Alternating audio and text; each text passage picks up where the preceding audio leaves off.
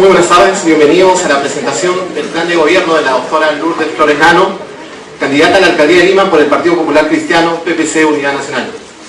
En esta coyuntura electoral en la que vamos a tener dos elecciones importantes en solo 7 meses, Politay ha tenido como política acercar a los candidatos acá en la comunidad universitaria para escuchar sus propuestas y formar un voto más consciente.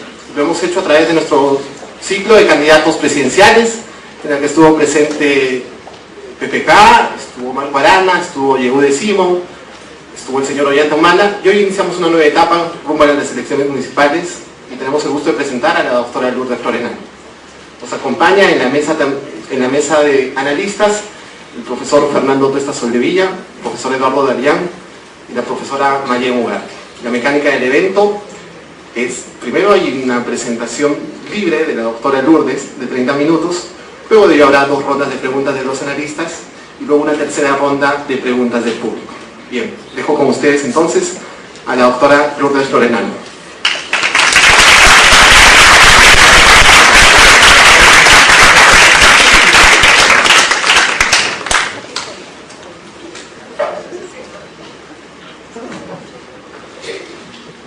Muy buenas tardes. Quiero agradecerle a Politay el gusto de poder estar esta tarde con ustedes y a todos ustedes por su presencia, lo mismo que a los destacados profesores Tuesta, Ugarte y Darián que nos acompañan en la mesa. Quisiera hacerles una presentación general del plan de gobierno del PPC Unidad Nacional y luego, con el mayor gusto en las preguntas, tanto la de los profesores como las del público, abordar los temas que ustedes consideran de interés. Comencemos entonces, por favor.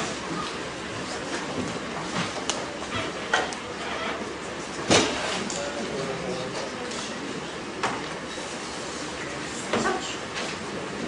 Nuestro plan de gobierno, que propone un mejor lugar para vivir en Lima, se sustenta en 6 grandes columnas, que son las que le dan consistencia a todo el plan, y son las siguientes. Un gobierno con valores, el concepto de una región metropolitana moderna integrada con varios centros urbanos, no es una ciudad, es una región metropolitana con varios centros urbanos a su interior, la idea de una ciudad para transitar con tranquilidad, el tema del transporte, el tema de una ciudad ordenada y segura, el tema de la seguridad ciudadana, una ciudad emprendedora, competitiva y de oportunidades y un buen lugar para vivir. Esos son los 6 pilares fundamentales de nuestro plan de gobierno. Yo quisiera, sin embargo, que esta exposición pudiéramos centrarla en 4 de esos temas vitales, 4 puntos medulares que son quizás los de mayor incidencia e importancia en el plan de acción, que son el desafío urbano, el transporte público, el tema de la seguridad y el desafío de recoger salud y educación para el futuro. Comencemos por el desafío urbano. Lo primero que tenemos que ver es qué representa Lima en el contexto internacional, nacional y como proyección. Está en el centro de América, está en el centro del Perú, es un punto de encuentro del que convergen todas las regiones del país. Y como ustedes van a poder apreciar, es una región, y hablo de región y no de ciudad, que ha vivido un enorme proceso de expansión. 1.750.000, ¿paremos ahí un registro? 1.750.000 personas en Lima Norte, 1 millón de personas en San Juan del Lurigancho, 700.000 en el otro lado del río Lima, que es Lima Este, y 1.200.000 personas en Lima Sur. Ese es el proceso que Lima ha vivido en las últimas 30 o 40 décadas, o sea, 20 años antes que ustedes nacieran. Y es el proceso de nuestra generación, doctor Tuesta. Una Lima que se ha expandido de una manera inmensa, ocupando el territorio en los últimos tiempos. ¿Y qué pasó? Primero llegó la gente, después ha llegado el comercio, más tarde los servicios y solo y muy atrás, corriendo de lejos, el Estado. O sea, este es un proceso que ha hecho la población. Lo ha hecho de una manera muy creativa, muy esforzada, generando un enorme progreso, pero también evidentemente de una manera muy poco planificada. Muy bien. ¿Qué han hecho las ciudades latinoamericanas más importantes en los últimos años? Han producido, y esto es parte del desafío urbano, unas transformaciones muy importantes a partir de algunos proyectos disparadores. Ponemos por acá un minuto. Este es el caso de Guayaquil. Guayaquil es una ciudad portuaria de río, pero que tenía esta calidad urbanística que ustedes ven. Y lo que se ha hecho en los últimos años es algunos proyectos, pasemos a la siguiente, que se llaman proyectos disparadores. O sea, transformaciones urbanas hechas por el Estado, por el municipio en este caso, que cambian la faz urbana y propician, pasemos a la siguiente, una transformación muy importante a partir de un proyecto disparador, de un proyecto impulsor de la transformación urbana. O veamos el caso de Puerto Madero, que es el otro ejemplo. En Buenos Aires, igual, es una zona muy deteriorada, un proyecto disparador comienza la transformación y eso genera, pasemos a la siguiente, esa transformación urbana en una zona que hoy es de las más importantes, de la mayor calidad urbanística y del mayor valor en América Latina, en la ciudad de Buenos Aires. Nosotros también estamos proponiendo, paremos un momentito, unas propuestas de regeneración urbana. O sea, partiendo que la población está donde está, que los migrantes de todo el Perú han llegado y han ocupado el territorio de Lima, queremos ahora, con proyectos de impulso estatal, de participación vecinal y de inversión privada, producir una calidad urbanística allí donde la población ha decidido estar. Por eso, por ejemplo, estamos pensando en dos ejemplos interesantes que quisiera mostrarles. Esto es Lima Norte, es la espalda de donde está este gran desarrollo comercial, el Megaplaza del Norte. Es un impulso comercial extraordinario en la lógica que he dicho, o sea, gente, comercio, servicios, luego el Estado, pero que carece de una calidad urbanística y pensamos nosotros que esa vía, la avenida central, podría transformarse en un proyecto de calidad urbanística que entonces consolide el esfuerzo de migración y de desarrollo urbano que se ha producido en esta zona del Distrito de Independencia, con una influencia en el valor de las propiedades que acompañan a esta zona. Esto es solamente una idea, es un prospecto, pero lo que trata de mostrar es esa transformación. Hoy este es el Malecón Checa en Zárate, en San Juan del Lurigancho. Miren ustedes la calidad de la zona del río Rima, hay que recuperar el Rima, canalizarlo, y también un proyecto que devuelva Malecón y aspectos urbanísticos de calidad a San Juan del Lurigancho, convirtiendo estos en polos de regeneración urbana y de enorme impacto. Repito, solo se trata de ejemplos que vamos a trabajar con los alcaldes digitales. Hemos conversado con el alcalde de San Martín de Porres en lo que puede significar la avenida Perú. Puede pensarse en la Lima tradicional, en la Lima antigua, donde los barrios altos hayan buenos proyectos en marcha, pero el concepto es esto: regeneración urbana a través de proyectos disparadores que transforman la vida del distrito y que dan mayor valor a lo existente. En esa dirección vamos a caminar con los alcaldes, pero hay otro proyecto que es muy importante y que también creo que vale la pena compartir como ejemplo de desarrollo urbano propio en la ciudad. Pasemos a la siguiente. Son los cerros que circundan Lima. Lima es una ciudad donde la ocupación urbana ha ido copando los cerros. Y en esos cerros, hay que decirlo con toda claridad, ha habido una obra muy importante que son las escaleras. Vamos a ver. Son las escaleras que el alcalde Castañeda ha hecho. Han sido 2.800 escaleras, que en términos de desarrollo urbano, a su manera, son también proyectos disparadores. Han comunicado, han integrado y han significado una transformación urbana de las zonas más pobres, que han comenzado a cambiar a partir de este grado de integración que supone la escalera, trayendo agua y desagüe. Y nosotros pensamos que a eso ahora hay que darle también contenido urbanístico.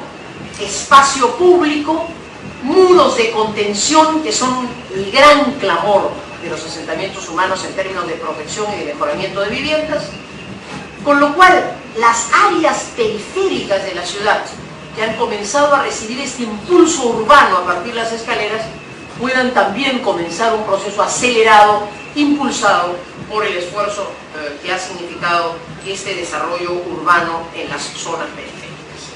En consecuencia, aquí tenemos proyectos de transformación urbana, de regeneración urbana y de envergadura, como las que han hecho ciudades latinoamericanas en la zona expandida de Lima, que son los nuevos centros de la ciudad, y proyectos de transformación y regeneración urbana fundamentales en las zonas más pobres, en las que el complemento tiene que venir evidentemente con agua, desagüe, con muros de contención y con proyectos integrales de mejoramiento de vivienda, con aportes evidentemente de proyectos también estatales. Pero nos quedan dos áreas que también son fundamentales en el quehacer de Lima. Uno es el centro histórico. Y el centro histórico, queridos estudiantes de la Universidad Católica, necesita también un programa integral. Quizás el último que se pensó y desarrolló fue uno que se propuso el propio Banco Mundial, que tenía financiamiento de $80 millones. Porque tenemos que recuperar el centro histórico primero como lugar de trabajo. Ya el centro histórico ha perdido su razón de ser, en la que muchos de nosotros, gente de mi generación, se formó. El centro histórico era un lugar muy activo en la fuente de trabajo, en la oferta laboral. Poco a poco y lentamente está comenzando a volverlo a hacer. Eso es vital para darle vida al centro. Pero junto con eso el centro histórico tiene que tener una oferta cultural, porque esa oferta cultural es la que permitirá vida de noche. Y ese proceso de vida laboral, vida de noche, es el que debe volver a traer vivienda al centro histórico. Y la vivienda del centro histórico supone también, como los proyectos que he indicado antes, importantísimos proyectos de regeneración, de renovación o de destuburización para zonas como Monserrate, Barrios Altos. Mi constatación al día de hoy es que el dinamismo que uno mira en Lima Norte, en Lima Sur, en San Juan del Lurigancho, contrasta con lo que solo la semana pasada miraba en El Planeta, o antes en la zona de Monserrate, o antes en la zona de Morales Duárez o Dueñas. O sea, es la Lima antigua, es la Lima que se ha quedado con las personas mayores, que ha perdido el dinamismo que tienen las zonas emergentes de la Nueva Lima, y por eso es muy importante ponerle un énfasis particular, y una de las tareas del próximo alcalde de Lima es hacer. El otro capítulo tiene que ver con la recuperación de nuestros espacios naturales, los valles de los ríos Chillón, Rímac y Lurín, pero sobre todo la Costa Verde. Es el otro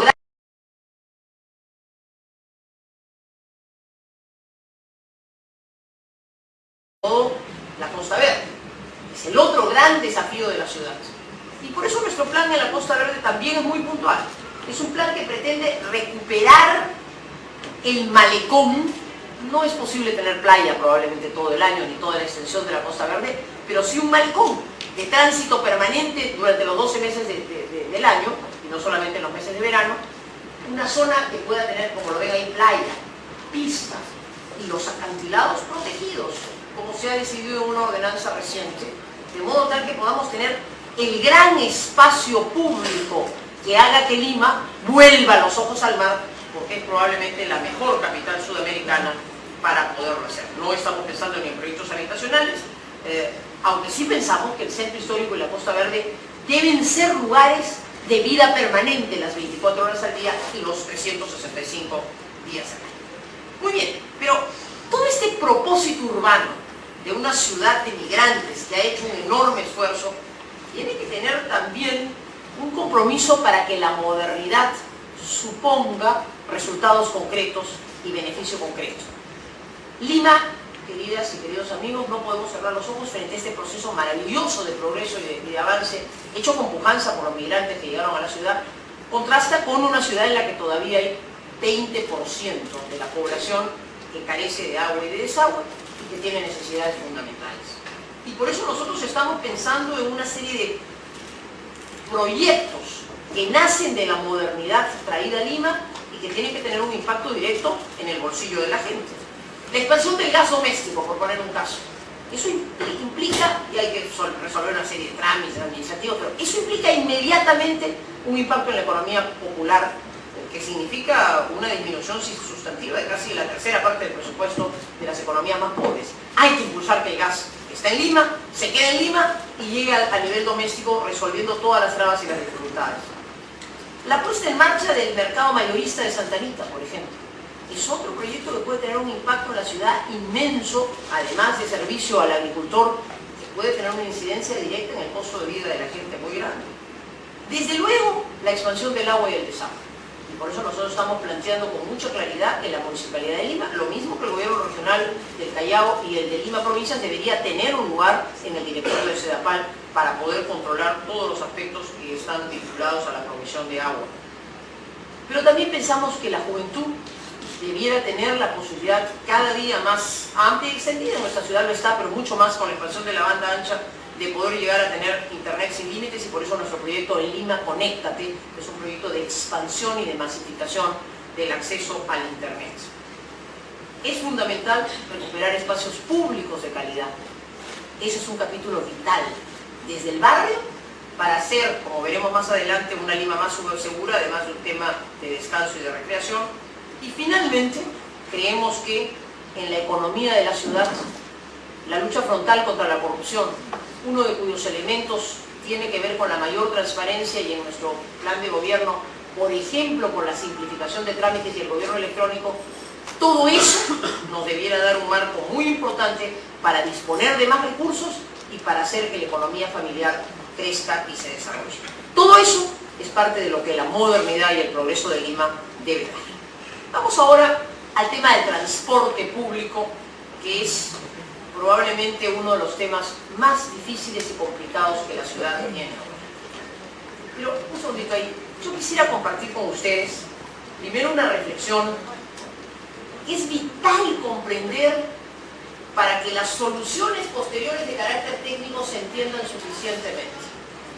Los invito a revisar los trabajos de Claudia Biech, por ejemplo, sobre el particular. Ustedes son estudiantes de ciencia política y estudiantes de sociales. Porque de lo que hay que tomar conciencia, queridos chicos, es que este es un tema en que entramos a una transformación del sistema. Las medidas técnicas, algunas de las cuales voy a mencionar, son parte de la solución. Pero lo fundamental es que tomemos conciencia que tenemos que producir un cambio de sistema. ¿En qué sentido? Durante 20 años, el transporte público de Lima ha sido la fuente de empleo fundamental de padres de familia desempleados o despedidos, que usando su CTS, los pocos recursos disponibles, entraron en un sistema que además se conoce como un sistema de enganche. O sea, un sistema en que yo soy titular de una licencia, busco gente que puede sumarse a este proyecto enganchándose a la licencia, busco titulares de buses que a su vez contratan cobradores y choferes, y creo un sistema de enganche en que alguien tiene que recoger el diario todos los días para pagarle al dueño del bus, el dueño del bus al titular de la licencia. Este modelo individualizado, de enganche, de cobro, de pague con sencillo y de dinero diario que se maneja, tiene que ser sustituido por un modelo genuinamente empresarial que se conduzca de una manera ordenada. Un modelo que, como vamos a ver, va desde el tren hasta la mototaxi, pero que es un sistema integrado. Y esa es la propuesta central. La propuesta central es ir a una renovación, a una transformación radical de un sistema a otro, para pasar de unidades pequeñas, usadas, a unidades grandes, nuevas y a gas, para acabar con la guerra del centavo, que era un sistema de captación y de distribución con fondos de fideicomiso bancarios, para pasar de la guerra al interior de la empresa a un servicio ordenado con rutas y con paraderos, todo lo cual supone un cambio de sistema. O sea, hay responsabilidad del que maneja, sí señor, pero hay en realidad un sistema que ha conducido a este mal servicio, y hay la necesidad de una autoridad que, mirando integralmente el proceso, lo reordene como esperamos poderlo hacer. Y ese es nuestro compromiso. Trabajar durante 4 años de una manera muy concreta y muy perseverante para que al cabo de 4 años Lima tenga un transporte público de calidad y para que podamos resolver el principal problema que nos trae el desorden: la cantidad de horas que pasamos todos los días en transporte público, llegando, yendo o viniendo de nuestro destino. 6 años en la vida de un ser humano se pasan en un carro. Eso tiene que cambiar, y tiene que cambiar por la transformación del sistema. Muy bien, ¿qué cosa vamos a hacer y cómo lo vamos a hacer? Pasemos a la siguiente.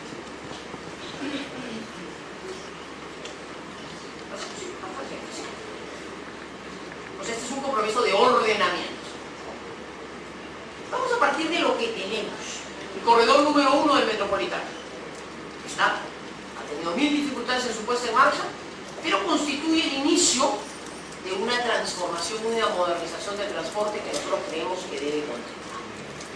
Inclusive extenderlo hasta Caraballo para terminar y llegar a su destino, porque ha tenido el mérito de ser eso, el inicio de la transformación hacia un transporte público de calidad, y porque nosotros sí creemos, queridas y queridos estudiantes, que lo bueno tiene que seguir, que no puede haber mezquindades, que los gobiernos no pueden reinventarse cada 4 o 5 años.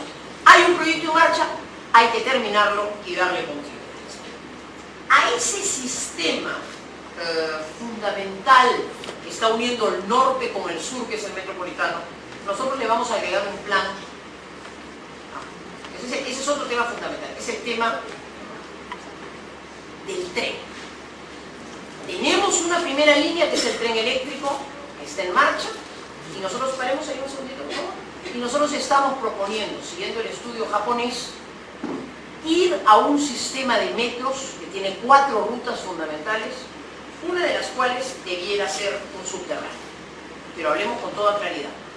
Es una inversión imposible de hacerse con recursos municipales.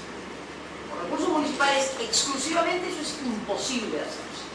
Ahora, ¿debe la ciudad de Lima tener recursos públicos nacionales que un plan de 10 años destine los 4 o 5 mil millones de dólares que supone esta inversión?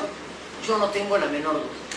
Lima debe comenzar en el 2011 a encaminarse a tener un sistema de metros, incluyendo un subterráneo, para que al cabo de 10 años podamos tener finalmente un transporte público moderno del siglo XXI. Eso es una inversión de 4 o 5 mil millones de dólares y nosotros daremos todas las facilidades para que se haga y nos parece fundamental que se complete. Que se complete la ruta 1 del tren eléctrico hasta San Juan del Lurigancho, que se vean las posibilidades de la inversión del tren Chosica-Callao y que desarrollemos las otras líneas, incluyendo, como decía, la línea 3, que es un posible subterráneo. Pero a todo eso nosotros proponemos agregar, pasamos a la siguiente. De modo que vamos a tener un sistema integrado, un sistema multimodal de trenes y de vehículos. Y a eso nosotros queremos agregarle 23 corredores. Esa es nuestra oferta central para el ordenamiento del transporte de Lima. 23 corredores que ordenan todas las rutas, de modo tal que al cabo de 4 años podamos tener un sistema de buses ordenados, un sistema como el metropolitano, los 23 corredores incluyen las rutas metropolitanas, y encaminar la ciudad hacia un sistema de trenes. Todo esto tiene que estar integrado, transformado y designado y desarrollado como un sistema. Eso es lo que le va a dar modernidad a la ciudad de Lima. Y a eso quisiéramos agregar 3 grandes conexiones viales para terminar de rodear y de unir la Lima que se ha expandido. Esas 3 rutas son la vía expresa, Sajón, que es la interconexión norte-sur, la Ramiro Pialé, que es la que permite salir de Lima hacia el centro, y la periférica, que es la que permite circundar Lima. Y entonces tendremos algunas cosas prácticas. Los camiones que vienen de la carretera central no entran al centro de Lima. Por la periférica salen hacia el norte y del norte se destinan al Callao. Eso tiene un impacto en la calidad de vida y en el cuidado de las calles inmenso.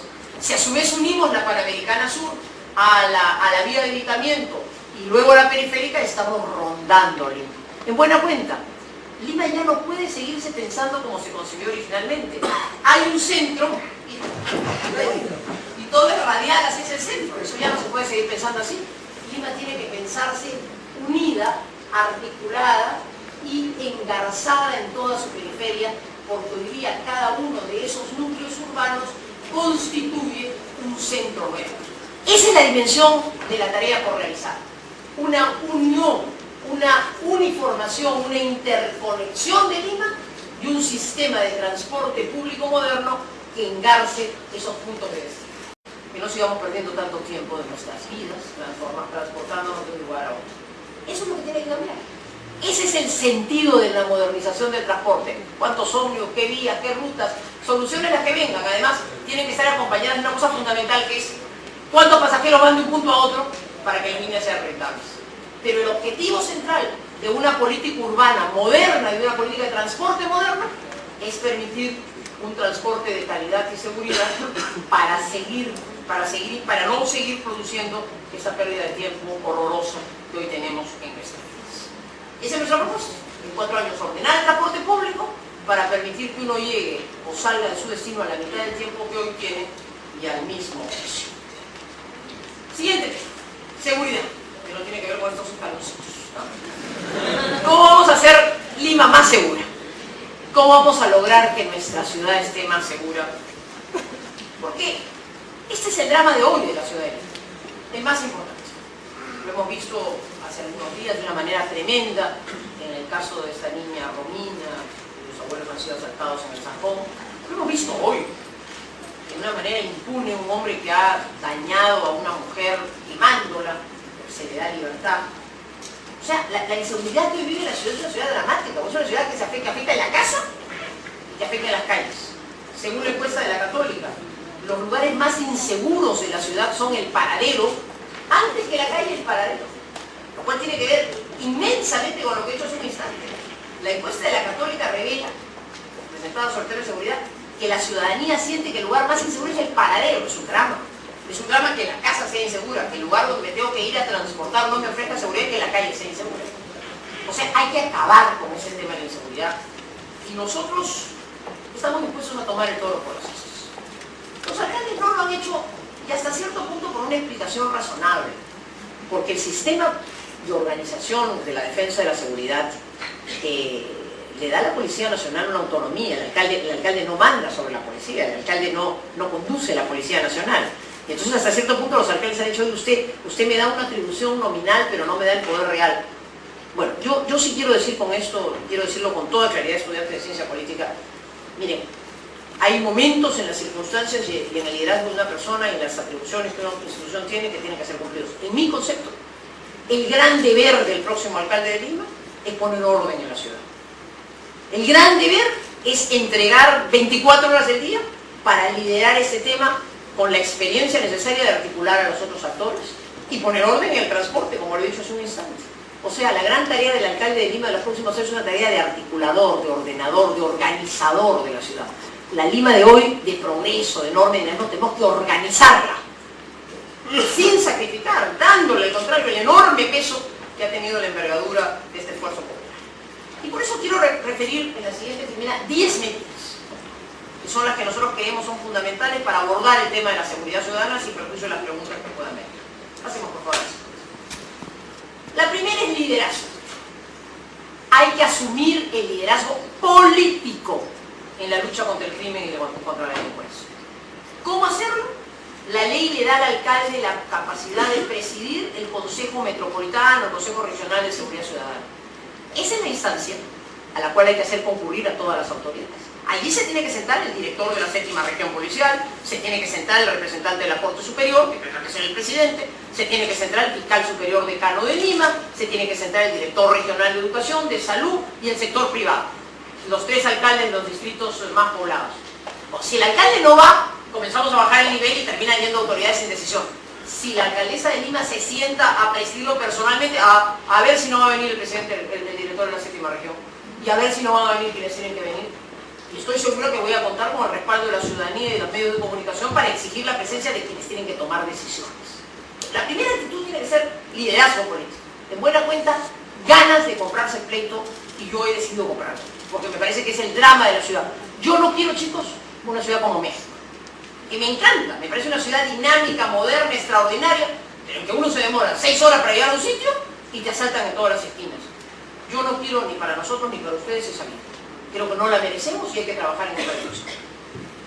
Luego viene la tecnología al servicio de la seguridad. Las 3.000 cámaras de las que estamos hablando, que no sirven nada si son una cámara fotográfica.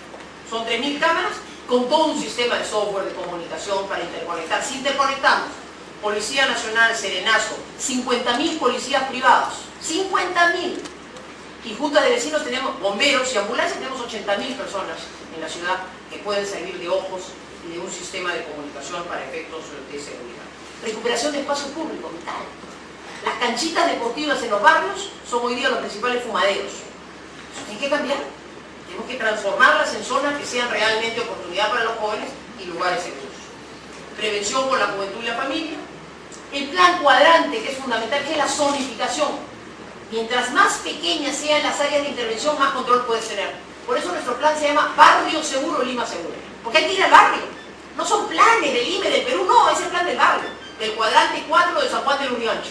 Porque entonces allí intervienes, ahí la señora María sabe qué pasa, el dueño del mercado, el comerciante del mercado sabe qué pasa, El sereno que recorre sabe qué pasa, si hay alguna empresa tenemos una vigilancia, si hay una cámara que sigue un sistema de interpretación, el barrio lo manejamos.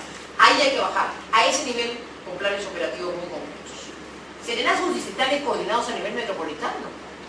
El ladrón se escapa de Magdalena por lo libre porque no hay sereno que lo persiga.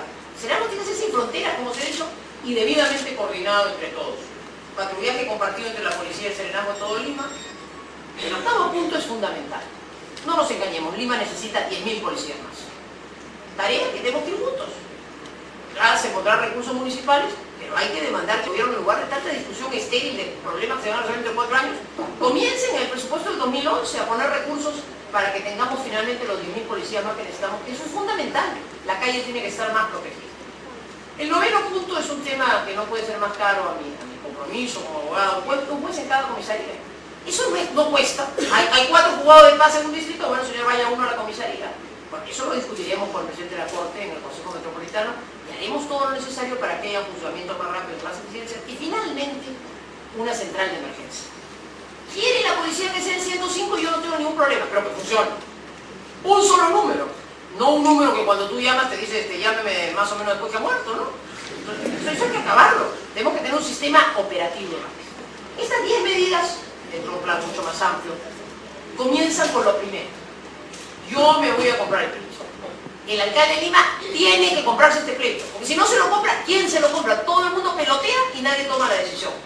Yo estoy dispuesta a hacerlo, me parece que es lo fundamental y me parece que es lo que Lima necesita. Déjenme decirles 2 palabras finales sobre salud y educación, con cargo a las preguntas, que son nuevos desafíos municipales y regionales. Tengo 5 minutos. Lima, como ustedes saben, también es una región, es un gobierno regional, y previsiblemente debiera recibir en los próximos años las funciones en materia de educación y de salud. ¿Estamos listos? ¿Lo queremos hacer? En materia de salud hay esta experiencia exitosa de los hospitales de la solidaridad, ¿no?, que han sido una respuesta muy interesante para un buen servicio, sobre todo, ¿saben para qué? Al drama de las colas, del que tanto hablé en la campaña en 2006.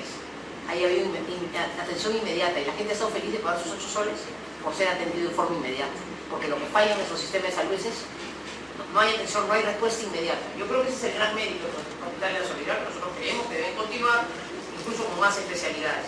Pero seguramente se producirá también la transferencia de los hospitales públicos a redes y eso es vital.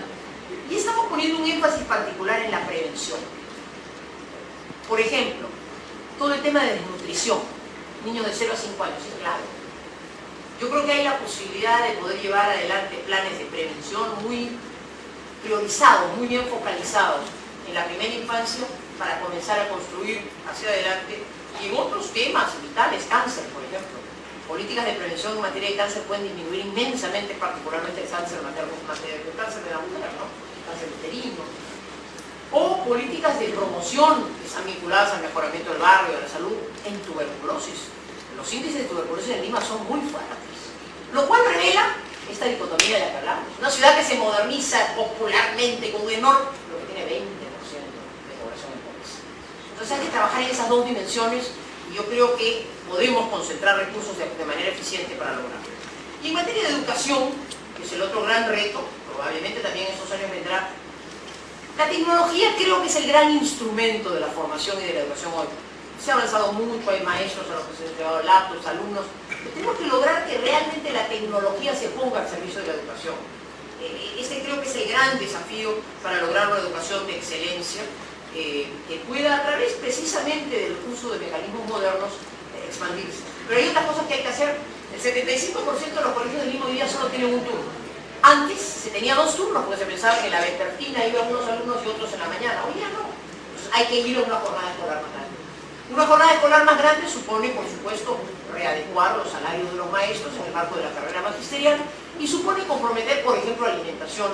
Y yo creo que ahí se pueden hacer empalmes con los comedores populares que les permitirá además focalizar mejor sus tareas. O sea, hay que ir a una transformación, hay que tener un proyecto educativo propio.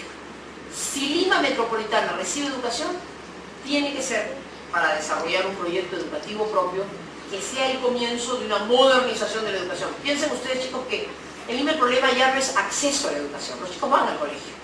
El problema central es calidad de la educación de los que llegan.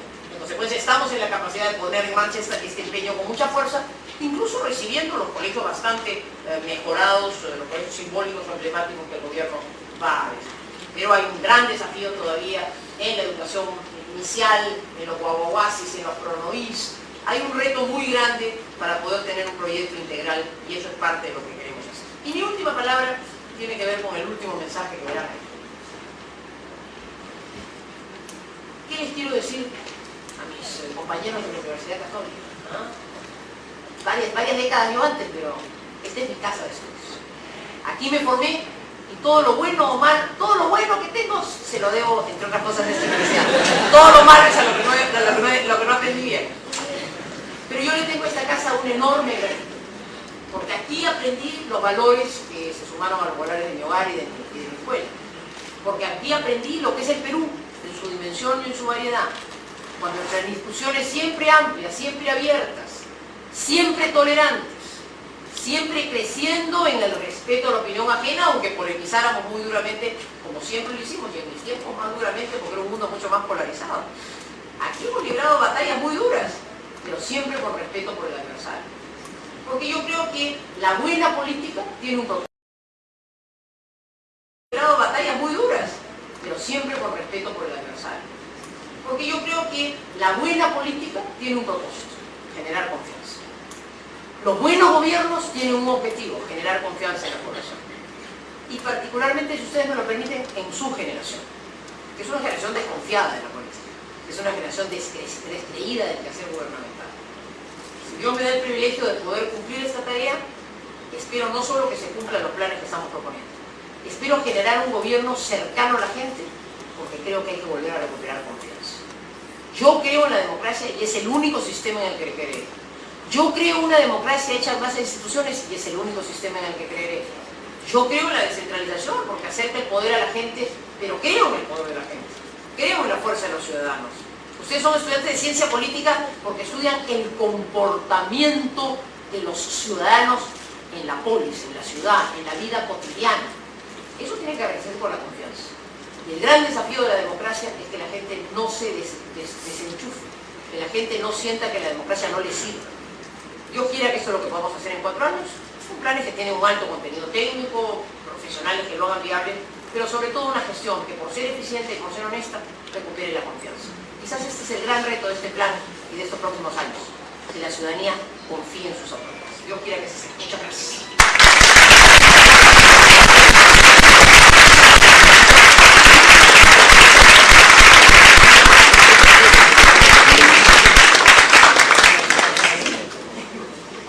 Bien, muchísimas gracias a la doctora Lourdes. Empezamos con nuestra ronda de preguntas. En primer turno estará el director del Instituto de Opinión Pública de nuestra universidad, doctor en Ciencia Política. Dejo con la pregunta a Fernando Tuesta Soldevilla. Buenas tardes. El agradecimiento a Politec una vez más de crear este espacio de debate público ahora de cara a las elecciones municipales y, por cierto, la exposición de la doctora Lourdes Flores. Hay un aspecto que, por favor, doctora Lourdes Flores, quisiera que pudiera responder. Es en relación a un aspecto relativo al gobierno regional. Lima Metropolitana, como muchas ciudades latinoamericanas, tiene un estatus especial. Si bien es cierto, acá no existe un gobierno regional, sin embargo, muchas de las atribuciones las tiene el alcalde de Lima. Del 2002, en realidad, estas funciones y atribuciones no han sido ni subrayadas ni menos puestas en marcha. Quizá en esta primera rápida intervención quisiera que, por favor, pudiera tocar este tema. Adelante, doctora. ¿Cómo no, doctor? Muchas gracias. Yo creo que todos ustedes están familiarizados, pero permítanme recordarlo. El alcalde de Lima, la alcaldesa de Lima, tiene 3 gorros. Es alcalde distrital del distrito del Cercado. Todo lo que he hablado del centro histórico, los programas de desmovilización, de alguna situación un poco deprimida que se siente en el centro histórico, es responsabilidad del alcalde de Lima en tanto alcalde distrital del Cercado. Creo que son las funciones más abandonadas. Creo que hay que retomarla con mucha fuerza, porque con toda razón esos pobladores lo que quieren es un alcalde, porque sienten que no tienen alcalde. El segundo capítulo es el alcalde metropolitano. Y allí también hay dificultades, porque Lima es una provincia dividida en 42 distritos, pero cada distrito tiene su propia realidad y su propia autoridad. En otras ciudades latinoamericanas y mundiales importantes, europeas importantes, hay un solo alcalde que organiza todo el poder local. Aquí hay que convivir con estas autonomías y por eso nosotros estamos insistiendo mucho en el rol de la Asamblea Metropolitana de Alcaldes como ente de coordinación entre los 42 alcaldes. Pero finalmente el doctor Cuesta me pregunta por un capítulo fundamental. El tercer sombrero del alcalde de Lima es que es presidente del gobierno regional. O sea, Lima también es una región. Lima Metropolitana, la provincia de Lima, también es una región. Hoy día hay un programa regional que ya incluso es un pliego propio, o sea, tiene una cierta autonomía presupuestal, pero como se señala, no se han transferido las competencias. Hay un plan de transferencias que no se ha cumplido ni siquiera en los temas más elementales. La lógica de la municipalidad actual fue: anda transfiriendo las competencias que me ayudan a cumplir mi función municipal. Por ejemplo, riberas de los ríos, defensa civil, tema que ha estado también en vigor ayer, turismo, y al final de la lista venía educación y salud. La verdad es que en tira y afloje con el gobierno central no se han transferido las competencias. Yo creo, doctor Cuesta, que en estos próximos 4 años sí debería haber un plan de transferencias. Y un plan de transferencias importante. Al cabo de 4 años, Lima Metropolitana debería cumplir a plenitud sus funciones regionales. El proceso tiene que hacerse ordenado, ¿no? A ver, nosotros estamos planteando, por ejemplo, en agua y desagüe. En agua y desagüe, todas las regiones de Lima tienen sus sedas a nivel regional. Nosotros creemos que Sedapal, que sirve a Lima región, a Lima Metropolitana del Callao, debería tener un rol. La municipalidad o el gobierno regional de Lima debería tener un rol, algo que decir, somos los principales beneficiarios, hay que conducir la política de expansión de agua y desagüe, o sea, debería descentralizarse y deberíamos poder tener un rol importante. INDECI, tendría que tener, no hay forma de poder ordenar el crecimiento de la ciudad si a su vez no se miran todos los aspectos que tienen que ver con prevención de desastres y con seguridad en las construcciones y en la habitación. Eso es otro tema fundamental. Y así llegar a educación y salud, que nos parece que deben ser competencias a ser transferidas. En educación y en salud hay que hacerlo gradualmente, no se puede hacer de la noche a la mañana, eso sería peligrosísimo, pero sí se pueden ir transfiriendo redes, se pueden ir transfiriendo grupos de colegios, se pueden ir ordenando planes por distritos, pero a la postre estoy convencida que Lima debe poder asumir sus competencias regionales y cumplir entonces esta triple función: distrital, provincial y regional, en un sistema que va a contribuir a que el Estado peruano sea más descentralizado. El objetivo de todo esto, ustedes como estudiantes de ciencia política lo entienden muy bien, es que avancemos y terminemos en la dirección de un Estado unitario, pero descentralizado.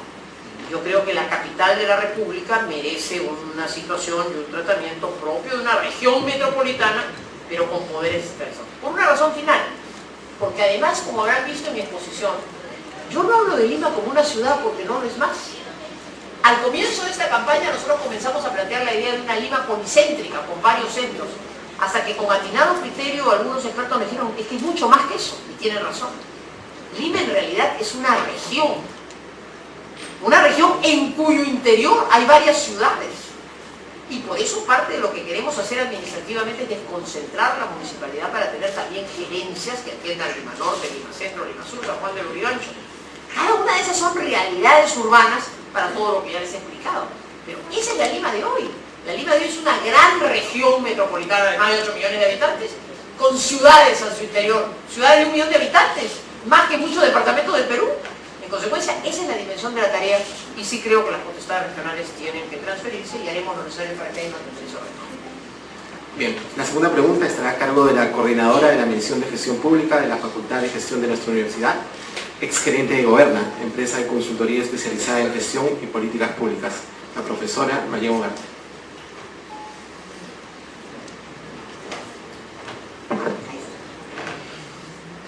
A ver, difícil preguntar porque realmente está muy bien, o sea, está tocando todos los temas y está muy bien enganchado. Entonces voy a hacer una pregunta desde el punto de vista de la gestión.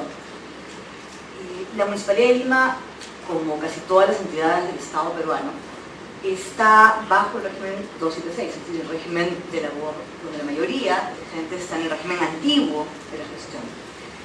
Y uno de los grandes retos que ha tenido todos, no solamente los alcaldes, sino los interiores también, es cómo incorporar gente nueva acá, porque aunque Lourdes trabaja muchas horas, me consta, no va a poder trabajar en todos y cada uno de los espacios simultáneos. Entonces quizás es interesante conocer con quién estás contando, qué equipos estás pensando tener, cómo estás pensando enfrentar ese tema, porque un plan de esta magnitud y tan ambicioso como este requiere mucha gente detrás, considerando además las limitaciones que hay en recursos en la municipalidad, porque la municipalidad no tiene recursos propios. La municipalidad de Lima, aunque mucha gente no lo crea, es bastante pobre, ¿no? Y considerando los límites salariales que tenemos hoy día, el tema de límites salariales. Muchas gracias, Mayen.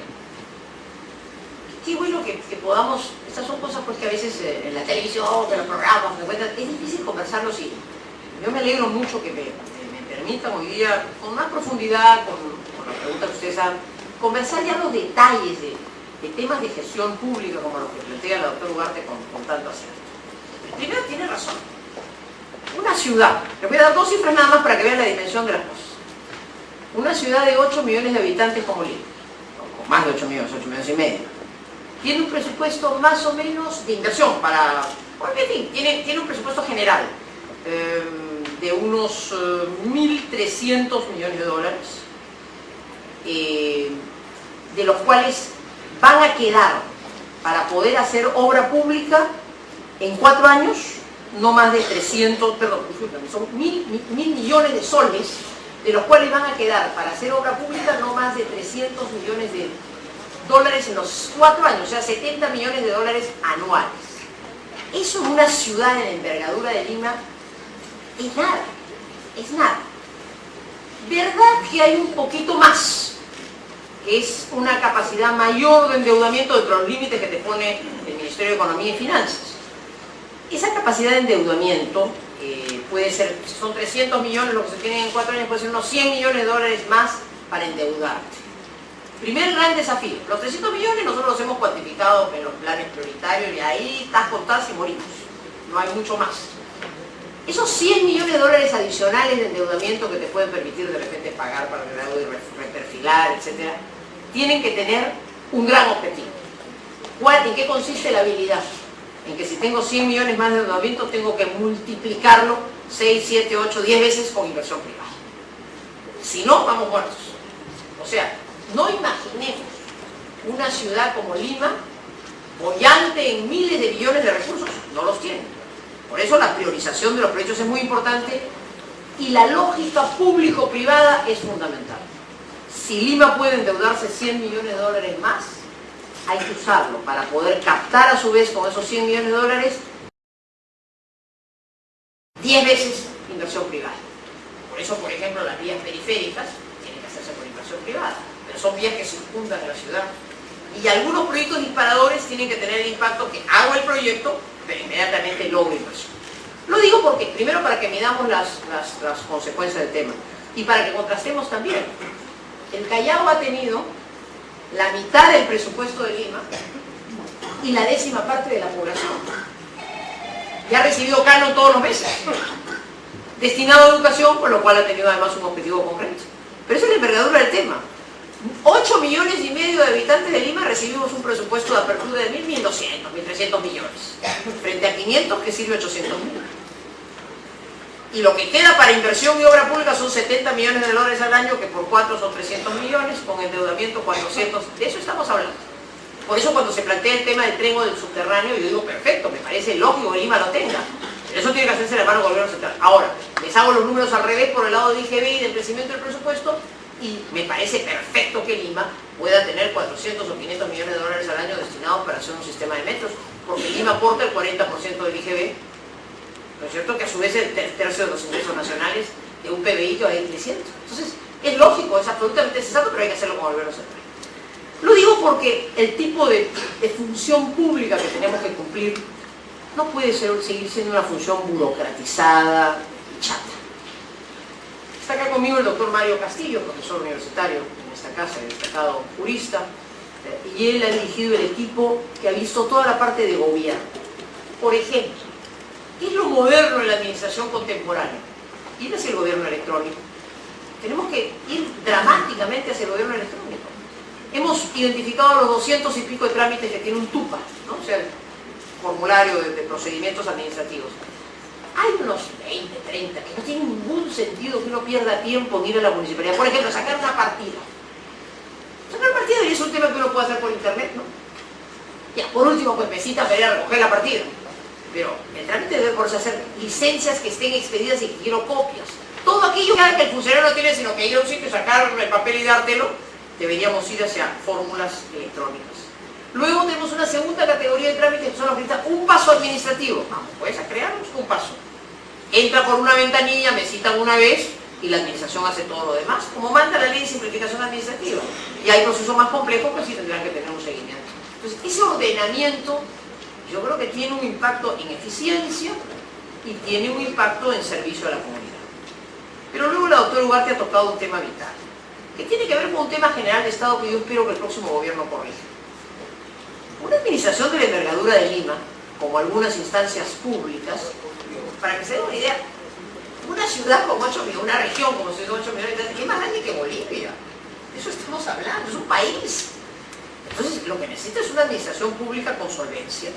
Y yo sí creo que los límites que puso este gobierno en materia de contratación de empleados públicos, de funcionarios de alto nivel, no es bueno. Yo recurriría a Servir. Me parece que Servir ha hecho una tarea interesante de reclutamiento de personal, de funcionarios públicos de nivel.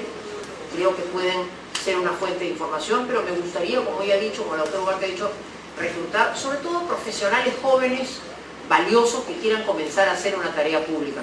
Y yo creo que ahí habrá que trabajar para que los límites que hoy existen y que impiden contratar profesionales de buen nivel vayan superados.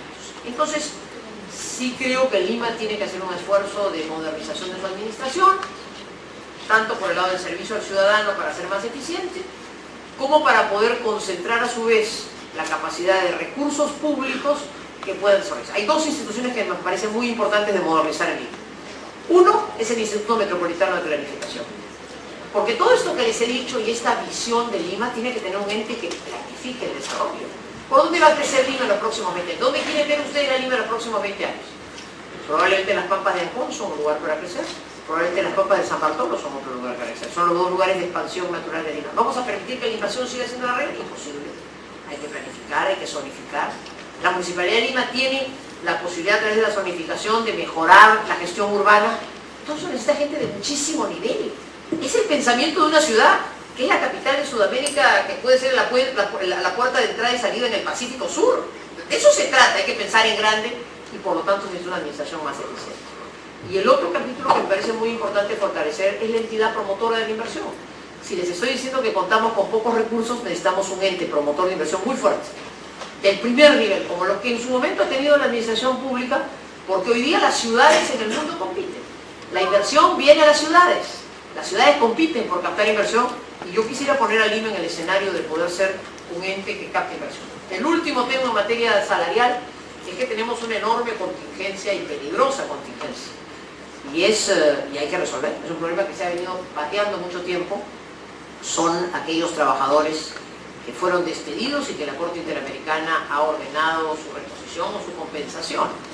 Y esa es una contingencia muy fuerte para Lima Metropolitana, y es un tema en el que tenemos un equipo trabajando, por supuesto, para encontrar una solución justa y adecuada, pero son las señales de preocupación que una administración seria tiene que tener. De modo tal que la pregunta sobre gestión que la doctora Ugarte formula es Bien, cerrando esta primera ronda de preguntas, la tercera pregunta está a cargo de Eduardo Darllán. Él es coordinador de la especialidad de Ciencia, Política y Gobierno de nuestra universidad, abogado por nuestra universidad y magíster en Ciencia Política.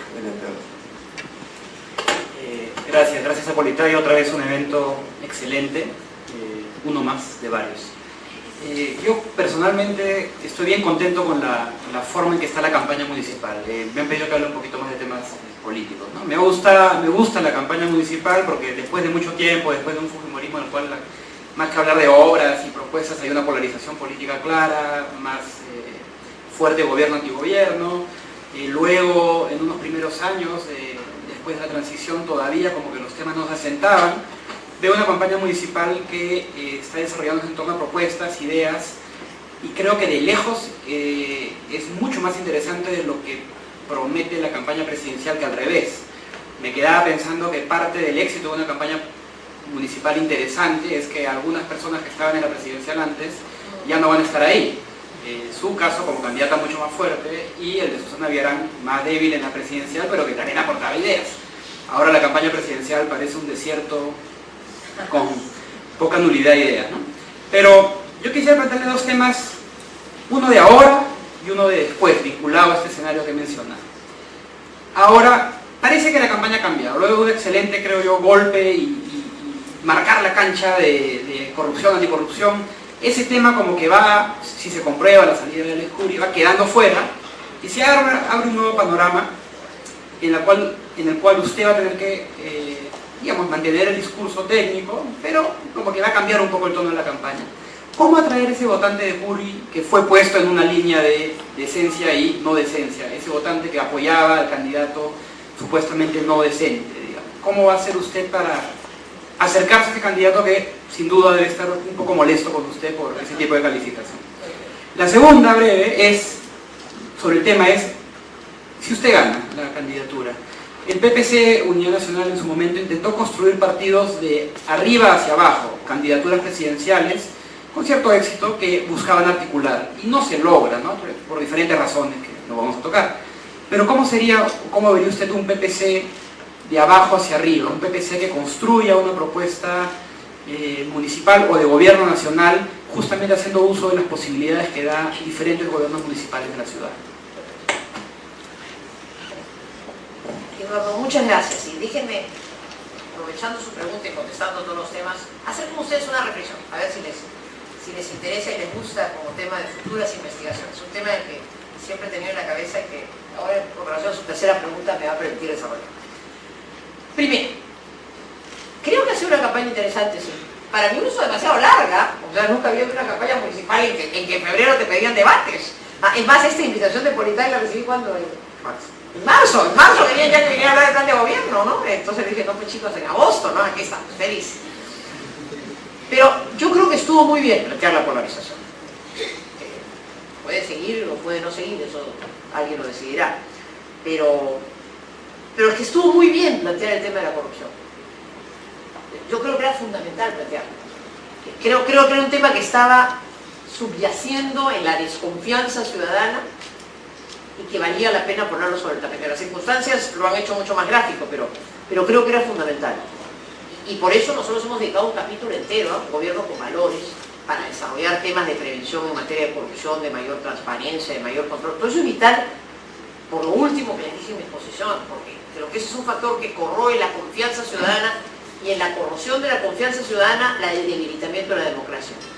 Y eso sí les pido, ustedes que son estudiosos de la ciencia política, encuentren todos los esfuerzos por analizar el comportamiento social, pero que no salga de esta casa de estudios nadie que justifique la ruptura de la democracia por razón de cualquier necesidad. Siempre la democracia encuentra mecanismos para poder ser fuerte, resolver problemas, encontrar soluciones. No avalemos nunca intelectualmente las tesis que se necesitan orden a costa de la democracia o dictadura para resolver problemas cotidianos. Eso nos ha hecho mucho daño y necesitamos ser capaces de construir una democracia estable. De modo que me alegro mucho haber podido poner este tema en el tapete, porque creo que ha ayudado, porque ha marcado un tema de agenda y porque va a seguir acompañándonos como una genuina necesidad. Y de lo que se trata es de lograr hacer actuaciones públicas eficientes que hagan que la ciudadanía recupere confianza en la ciudadanía. La segunda pregunta es interesante. En el supuesto que, eso es un tema en el que ustedes han visto que yo he sido sumamente cuidadoso, porque primero, en fin, hay una decisión jurídica a tomar por el jurado y hay que respetar la decisión que pueda haber, pero, en fin, imaginando que pudiera producirse una tacha de la candidatura del señor Puri, efectivamente hay un porcentaje X de 20%, digamos, 18, 20% de ciudadanos que habían optado por esa candidatura y que volverán a mirar por quién votar. Habrá que hacer, y de hecho los análisis lo están haciendo un análisis más riguroso de la composición de ese electorado. Eduardo me pregunta qué cosa pienso hacer yo. Yo creo que tenemos que mantenernos en nuestro discurso claro. O sea, se trata de conseguir respaldo desde luego, pero no se trata de acomodarse, a ver cómo coqueteo con un electorado para traicionando las propias ideas. Yo pienso que cuando se producen circunstancias de este tipo, hay electores que comienzan a valorar cuál era su primer interés y cuál es su segundo y qué cosa miren. ¿Qué cosa pueden mirar en nosotros? Yo creo que pueden mirar una propuesta seria, una propuesta eficiente, una propuesta que además quizás les dé la tranquilidad del orden que están reclamando. Sí creo que hay un electorado en nuestro país y en nuestra ciudad de Lima que quiere orden. Yo no voy a conceder un milímetro a un orden autoritario, pero ojalá los persuada, y si lo logro y lo demuestro en la gestión, persuadiré definitivamente a esos electores que para tener orden en nuestra ciudad, como para tener orden en nuestro país, no hay que quebrar las reglas democráticas. Me parece, Eduardo, que parte de ese electorado de alguna manera quiere orden y eficiencia. De lo que se trata es de demostrarle que puede haber orden y eficiencia en democracia y sin corrupción.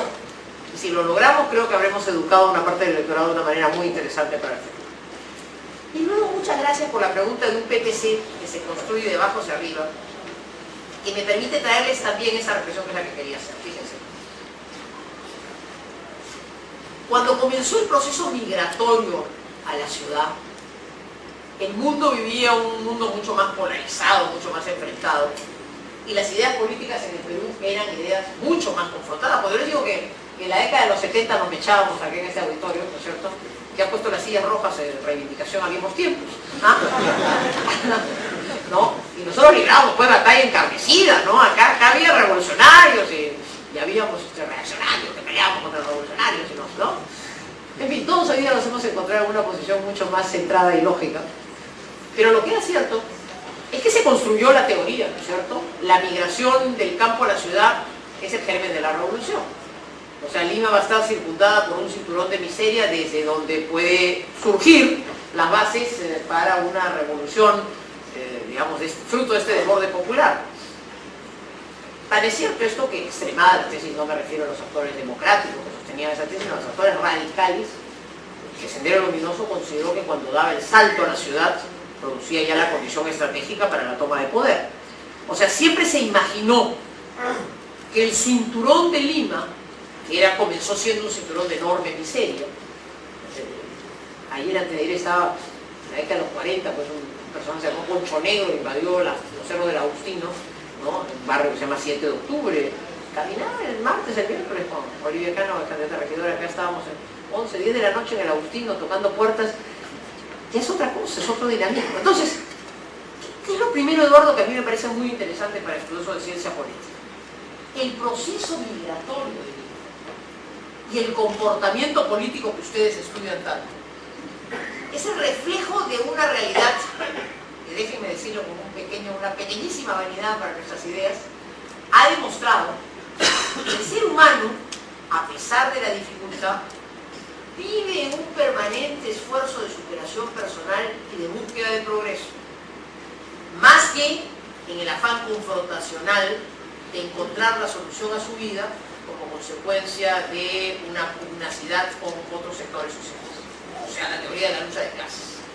Yo creo que el progreso de Lima lo que nos demuestra, el proceso social de Lima lo que nos demuestra, es que en un país que ha crecido en la capital, pese a todas las dificultades, se ha generado un espíritu emergente extraordinariamente grande. Tan es así que yo les decía, lo que yo veo todos los días en San Juan del Lurigancho es gente joven, población dinámica, pequeños empresarios, comerciantes, enorme informalidad.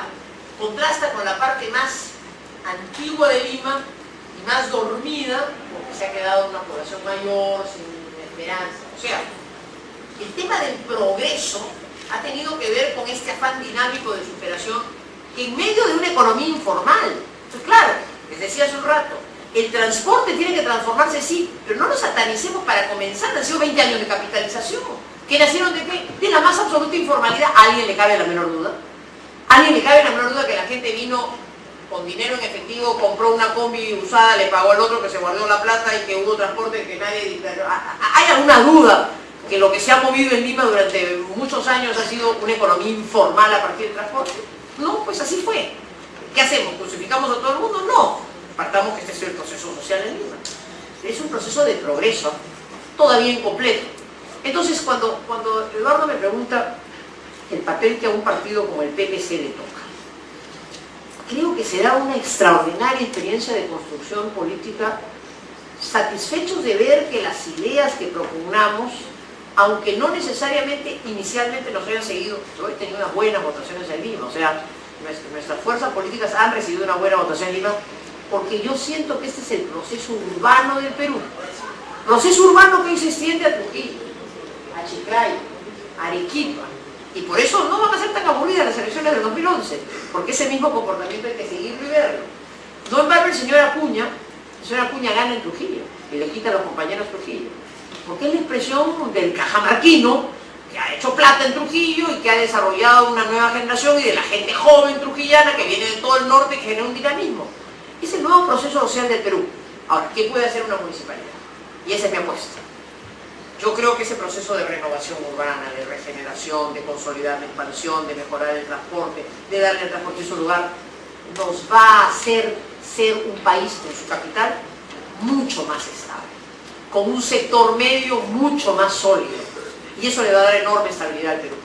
Si lo logramos hacer, Eduardo, sí creo que el Partido Popular Cristiano habrá hecho una enorme contribución en la capital de la República, en un modelo que yo creo que puede expandirse. Y si simultáneamente, como tiene que hacerse con solidaridad, abordamos ese 20% de pobreza, y no hay razón, es indignante que Lima tenga niveles de tuberculosis como los que tiene, o que el agua y el desagüe no se termine de realizar, comprendo que es caro y hay que hacerlo, que son prioridades para una ciudad que está creciendo como crece Lima. Todo ese es el reto que tenemos por delante, y yo creo que eso va a influir mucho en el comportamiento electoral futuro de los próximos años. Bien, la segunda ronda de preguntas, profesor Tuesta. Bueno, hay muchas preguntas de diversos temas. Vamos a entregarle las preguntas ahora al final. También acá en el Twitter varios han mandado sus preguntas. Pero, a ver, hay un tema evidentemente político. En el hipotético escenario de ganar usted la alcaldía de Lima, va a tener que confrontarse de manera directa, no solamente con sus opositores, sino una realidad de un ejecutivo que tiene que ver mucho con el futuro de Lima, y por lo tanto de los proyectos que se van a, o que pretende realizar. ¿Cómo hacer para tratar de mantener esta autonomía necesaria, poder llevar adelante los proyectos, y a su vez intentar o tentar una relación política en cuyos escenarios probables están 4 candidatos distintos? Es decir, estamos hablando de la posibilidad de Nipo Luis Castañeda, de Keiko Sofía Fujimori, Ollanta Alejandro Toledo. ¿Cómo vería usted el escenario con lo que considera usted los posibles candidatos presidenciales? En realidad son todavía protocandidatos, ¿no? Las candidaturas recién se van a ver ahora en diciembre. Lo otro es, la doctora Lourdes Flores no lo dice, pero dentro de su futuro político, que si bien es cierto, a lo largo de estos poco más de 20 años de carrera política ha logrado muchas cosas, y una de las que no dice, por creo respeto al padre fundador de su partido, es que Lourdes Flores ha logrado electoralmente mucho más que Bedoya, de ser incluso un partido meramente limeño y urbano y centrado en clases medias y sectores socioeconómicos altos. Ahora el desempeño electoral es evidentemente mucho más equilibrado. Si es que gana las elecciones los 4 años de la alcaldía de Lima, y con un éxito probable, digamos, en una gestión, la catapulta un nivel distinto. Y hago esta antesala rápida porque me están preguntando, o están preguntando a través de estos papelitos y acá por internet, ¿cómo confiar? Dice Lourdes Flores, una persona en quien muchos peruanos depositaron su confianza, en este tema espinoso que es el tema Cataño, que evidentemente parece ser la piedra en el zapato de la candidatura, y que evidentemente tuvo un impacto el año pasado cuando este tema apareció de manera pública, y que se sigue utilizando, obviamente, en quienes consideran que hay respuestas insatisfactorias. Creo que este es un escenario también importante y necesario para que pueda poner las respuestas en los términos que usted ha sugerido debe tomarse, ¿no? Gracias, Fernando, con mucho gusto. A ver, primero la relación gobierno de la Alcaldía de Lima frente al gobierno central. Fernando se va a julio. Yo diré, ¿cómo va a ser la relación de enero a junio? ¿Ah? Que es la salida, el final de Alan García. ¿Ah? Pequeño gran detalle, ¿eh? Pequeño gran detalle. Primero seamos conscientes, no hay gobierno metropolitano que pueda actuar prescindiendo de una relación con el gobierno. El periodista estaba así con la visera, ¿qué dice la Gaceta? No, es que es bien importante. O sea, no hay manejo gubernamental en Lima serio que no se tenga que hacer en una relación con el gobierno central. No hay ciudad del mundo que lo haga. Déjenme ponerles un ejemplo clarísimo. Si logramos tener un sistema de metros, trenes, primero, el financiamiento tiene que ser el gobierno central. Y lo más probable en cualquier economía es que, como pasa en todas las ciudades grandes del mundo, parte del pasaje se subsidia. Porque si no, claro, en Washington tienes un tren fantástico, te cuesta $5 el pasaje. Entonces, claro, los sistemas ordenados en el mundo normalmente tienen un subsidio y todo hace pensar. Nadie ha terminado de hacer los números del tren eléctrico, todo hace pensar que va a tener que haber una fórmula de subsidio. Entonces, lo que les quiero decir es que la relación alcalde de una ciudad de 8 millones de habitantes con obras de envergadura del gobierno central tiene que manejarse. Y ahí pues juega la realpolitik, ¿no es cierto? Entonces hay dos tiempos en esa relación de 4 años. Los primeros 6 meses, que son los 6 meses finales de la administración aprista, y los siguientes 3 años y medio, que son los primeros 3 años y medio de la nueva administración. ¿Cuál creo que debiera ser el comportamiento en estos primeros 6 meses? Primero, persuadir al presidente de la República, si yo triunfara, y lo digo con seriedad, pero lo digo como análisis político también a ustedes, ¿no? Yo lo persuadiría al presidente de la República de la importancia que habría significado que el otro gran partido en el Perú haya ganado las elecciones. Lo persuadiría de la significación democrática que esto tiene para un partido como el nuestro, que habría ganado unas elecciones después de muchos años.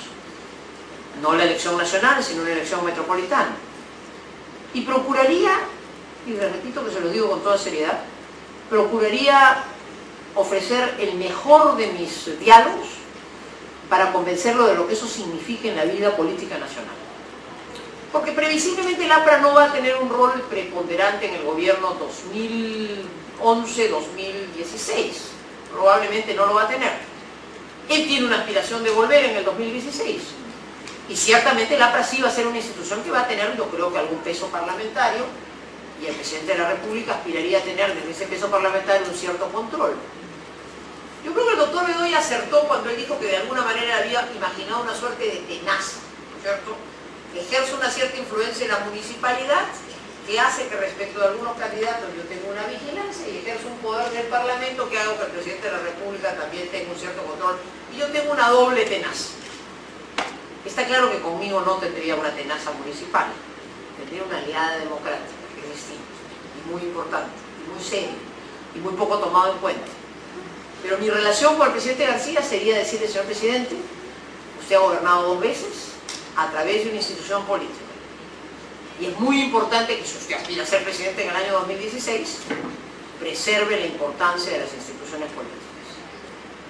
Si yo triunfara en estas elecciones, además de haber logrado esta batalla de la decencia frente a la corrupción, habría logrado que los ciudadanos miren con simpatía un proyecto consolidado de 40 años de vida, con errores, con defectos, con virtudes, y no la improvisación que ha quedado manifiesta en la forma como se han construido otras opciones. Y yo creo que esa sería una magnífica lección democrática. Insuficiente. Si con eso no se hace un buen gobierno, no se actúa con seriedad, no se hace nada. Entonces mi relación con Alan García sería esa. Una relación de partido a partido. para insistirle en la fundamental que significa para el Perú que hayan partidos políticos sólidos. Lo demás tendrá que ver con el manejo de gobierno y con los recursos, y yo espero que si ganamos en octubre, entre octubre y diciembre con el Parlamento, por ejemplo, podamos construir las bases de algunos temas económicos que tienen que preverse para el presupuesto de 2011, que son fundamentales, para que Alan García deje licitado el tramo del tren eléctrico hasta San Juan del Lurigancho, para que comencemos un plan de más policías en las calles, estamos en 10.000, ya se los he dicho. Eso tiene que comenzarse a presupuestar, no todo el mismo año, pero tenemos que comenzarlo a presupuestar, para la interconexión de las comisarías. O sea, hay una serie de cosas que necesitan recursos del gobierno central que no deberían perderse más tiempo, deberían ponerse en marcha.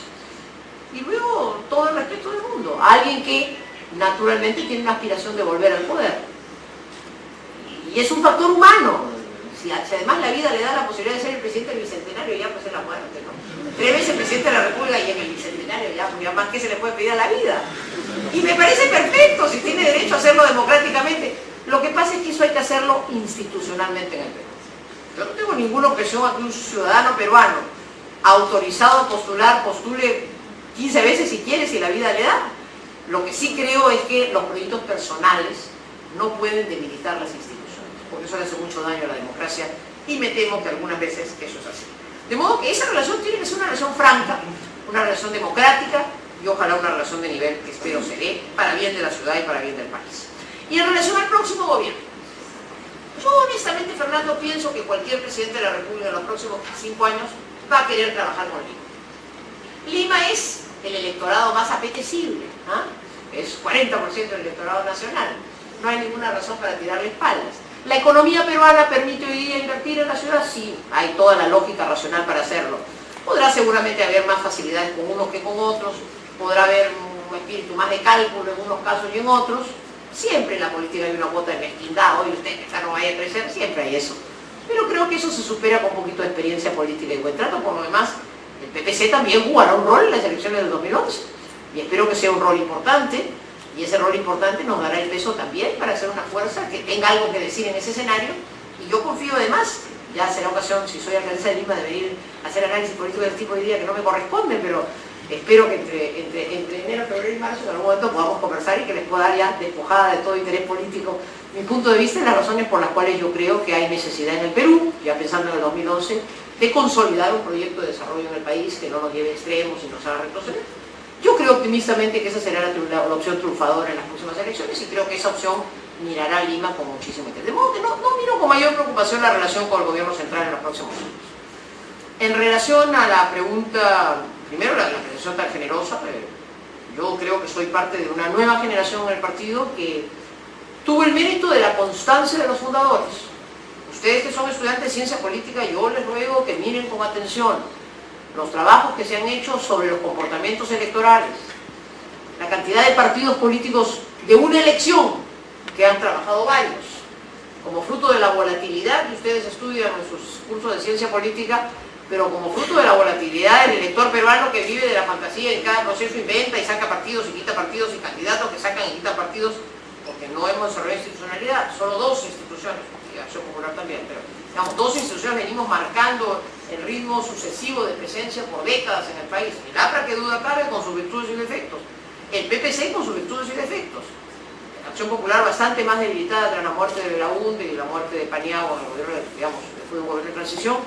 La izquierda enormemente volátil, y yo le deseo la mejor de las suertes en esta contienda y en la próxima, porque creo que al país le hace bien que haya una fuerza, digamos, de izquierda renovada, democrática. Eso me parece saludable. Yo creo en una organización en base a ideas, y espero que una gestión pública cercana a esa oportunidad nos permita hacerlo bien para seguir construyendo. Y sobre todo quiero que sepan, con toda franqueza, el mayor esfuerzo que mi postulación significa es la posibilidad de una nueva generación de dirigentes políticos del partido emerja a la vida política. Y de hecho vamos a tener una cantidad de nuevas figuras políticas, de gente pues entre 25 y 40 años, que es muy importante, que constituye una fuerza política digamos, de renovación, y eso creo que es fundamental. Y finalmente, Fernando, muchísimas gracias por esta pregunta del tema Cataño, que me parece absolutamente lógico que a un personaje público se le pregunte. ¿Qué tengo que responder? Tengo que responder las cosas que ya me han oído decir con la misma franqueza y quizás con mayor claridad y contundencia. Primero, soy una abogada que vive, que ejerce su profesión de una manera independiente. Lo he hecho siempre a lo largo de mi vida y si volvieran a hacerlo, volvería a hacer. Déjenme decirle a los que les gusta la política. Nada le da a uno más tranquilidad en la vida política que vivir económicamente, que tener independencia económica, que no necesitar la política para vivir. Nada te da más tranquilidad para enfrentar al poderoso, para plantear tus propias tesis y para saber respetar la decisión ciudadana. Político que vive del erario público como única opción de vida está condenado a la muerte el día que deja de tener el erario público. Porque no come y no sabe qué hacer. Gracias a Dios no es mi caso y eso a mí me ha dado una enorme tranquilidad y es mi consejo a todo chico que quiere entrar a la vida política. La política es extraordinaria. Yo aquí, el día que entré a la Universidad Católica comencé a hacer vida política, eso ya hace muchos mil años. Y me parece estupendo. Y volvería a hacer lo mismo, pero volvería a hacer exactamente lo mismo. Independencia económica para no depender de la política. Muy bien. En el ejercicio de mi vida profesional, yo soy una abogada que mira temas de carácter civil y comercial. No veo temas penales, o sea, yo no veo asuntos de delitos, yo veo asuntos comerciales y civiles. Entre esos tantos asuntos, apareció en mi vida un día un buen señor que se llamaba Cataño, hace ya algunos años, que me pidió una intervención en el Tribunal Constitucional y defendí un tema en el Tribunal Constitucional y luego algunos asuntos de carácter comercial y civil, o sea, nada que ver con temas delictivos. Hace un año, cuando yo ya llevaba varios años de relación profesional en el campo civil y comercial, se planteó una investigación por un supuesto crecimiento no justificado que se supondría podría venir del narcotráfico. Y para eso se hizo mención a unos expedientes de los años 80. Yo llevaba muchos años en la vida profesional y tomé conocimiento, como todos ustedes probablemente, de los medios de comunicación de este caso. Muy bien, a partir de ahí comenzó un largo cuestionamiento. Sí, porque fue un programa de televisión y dije ponía las manos al fuego. Había venido un día antes acá. Y quizás la frase puede haber sido tomada por unos como un exceso. Muy bien. Pero en esencia, ¿qué tengo que decir frente al tema? Tengo que decir que, sí, se me ha confrontado entre una decisión de carácter profesional y una imagen política que por la contundencia y fuerza de la acusación pudiera prestarse a dudas sobre si estaba actuando o no correctamente. Yo admito con todo derecho en una sociedad democrática el cuestionamiento que puede hacer, porque el ciudadano tiene derecho a decir no me parece bien que una persona pública actúe de una u otra manera. Eso lo admito y me parece que es justísimo. Simultáneamente reivindico un derecho, el derecho de un ser humano, de una ciudadana y de una abogada, de definir, no si se mete a un tema penal, que no es mi especialidad, sino si continúa atendiendo asuntos de carácter civil y empresarial de una persona de quien se dice está metida en narcotráfico y esa persona cree que no lo está. Comprendo el impacto político que eso tiene, no solo lo entiendo, lo respeto y respeto el juicio de valor que respecto a mí se hace. Solo tengo por parámetro mi propia convicción personal. Creo haber actuado correctamente, creo haberme comportado en el campo profesional con ética y lo demás corresponde al juicio de valor que respecto a la persona se haga, el señor Cataño, a las investigaciones que respecto a su conducta se sigan, al señor Cataño, y los resultados de una investigación al señor Cataño. Yo soy su abogada en temas civiles y empresariales y creo que en ese campo he actuado con total corrección. El tema revivido, y comprendo que en el calor de una campaña pues genera una serie de controversias y cuestionamientos. No tengo sino que repetir mi propia norma de conducta. Hago de mi vida un parámetro de análisis de lo que considero correcto o incorrecto. Si considero que estoy actuando con corrección y de acuerdo a mi conciencia, sigo. Si creo que algo hubiera estado mal, retrocedo. ¿Qué cosa corresponde ahora? Corresponde que terminen las investigaciones, que se sigan con todo rigor y que si hubiera algún tema corresponde a la persona involucrada y sancionada y cuestionada. No soy abogada en temas empresariales, pero en todo caso, respecto de mí misma, solo puedo repetir eso. Actúo con la corrección que me da mirar mi propia conciencia y evaluar con la prolijidad de un abogado responsable su actuación en un campo. Dicho todo esto, déjenme decir con absoluta claridad, supongo que nadie duda, después de 30 años de vida política, que soy una enemiga frontal del narcotráfico en el Perú. Lo soy, lo seguiré siendo. Creo que es el peor flagelo que tiene la economía y la ética en el Perú. Combatiré el narcotráfico con toda la fuerza y lo combatiré en este pequeño espacio en el cual espero estar, desde la microcomercialización, que por ejemplo es uno de los problemas más serios que la ciudad de Lima tiene. Y discrepo de quienes plantean, por ejemplo, el consumo libre o la venta libre de drogas, porque creo que genera un enorme daño en este circuito de microcomercialización y de consumo en la ciudad que hace muchísimo daño. De modo tal que en esa materia me verán ser infranqueable porque lo soy. Y respecto de mi propia conducta y mi actuación, yo no tengo sino que decirles a todos, cada uno tiene que formar un juicio de valor y el que ustedes se formen a mí me parece absolutamente respetable porque yo a su vez estoy actuando simplemente con arreglo a mi conciencia. Pero en el campo político no variará un ápice mi convicción sobre la importancia que tiene en nuestro país enfrentar el narcotráfico con toda la fuerza, vigilar cualquier manifestación de lavado de dinero porque es una forma sin duda de perturbar la economía y la moral del Perú, y la importancia que tiene afrontar una prevención desde el consumo hasta la sanción a la microcomercialización, porque creo que eso es una fuente de inseguridad tremendamente grande. Pero gracias, Fernando, me parece muy importante esta pregunta y a quienes la han formulado se los agradezco muy sinceramente. Bien, doctora Mañón. Pasando ya a las preguntas del público, hay una pregunta muy interesante que tiene que ver con el tema de redistribución. Alguien señala, ¿no? En la municipalización de la educación y de la seguridad se benefician los distritos con más recursos. Si se sigue en esta línea, ¿qué va a pasar con la calidad de educación si se transfiere al municipio en los casos de los municipios más pobres? Una segunda pregunta interesante, te hago tres preguntas que tienen que ver con temas específicos. ¿Cuál sería su plan para solucionar el comercio ambulatorio en la ciudad? Y luego, ¿qué haría para mejorar el río Rímac y cuál es la política de limpieza y medio ambiente y de reciclaje que están pensando tener? Preguntas sobre educación y lo que señalan es que si hoy día miráramos cómo es la distribución de los recursos, encontraríamos que los distritos con más recursos tienen evidentemente más plata para temas de salud y educación y seguridad. Hoy día se concentran ahí. En un escenario donde se transfieren funciones de educación y de salud y municipalidad, ¿cómo sería esta redistribución? Porque de lo contrario estaríamos condenando a los distritos con menos recursos y más necesidad a tener educación y salud de peor calidad. Correcto. A ver, si se transfiere educación, como creo que se va a transferir al gobierno municipal, a Lima, se va a transferir previsiblemente al pliego gobierno regional. Que repito, es un pliego aparte, o sea, la Municipalidad de Lima tiene un presupuesto y el gobierno regional tiene otro presupuesto.